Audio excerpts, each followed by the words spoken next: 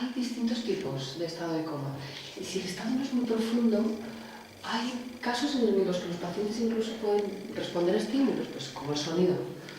Puede que incluso escuchen la voz de quienes les hablan, ¿sabes? Pues tuvo un accidente al salir de la universidad. Le atropellaron. Y aunque lleva mucho tiempo, su estado no es muy profundo. Así es que yo creo que sí que es muy probable que no se oiga.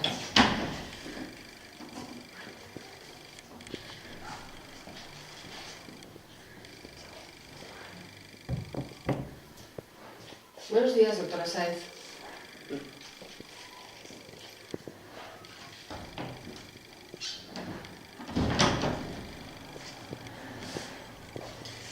Pocas, la verdad. Después de tanto tiempo. La familia es que no quiere desconectarlo, ¿sabes? Y bueno, dicen que es un luchador y que saldrá de esto. Y fíjate, la doctora Sáez, que lleva el caso desde el principio, tampoco pierde la esperanza. Pero sabe que no le queda mucho tiempo.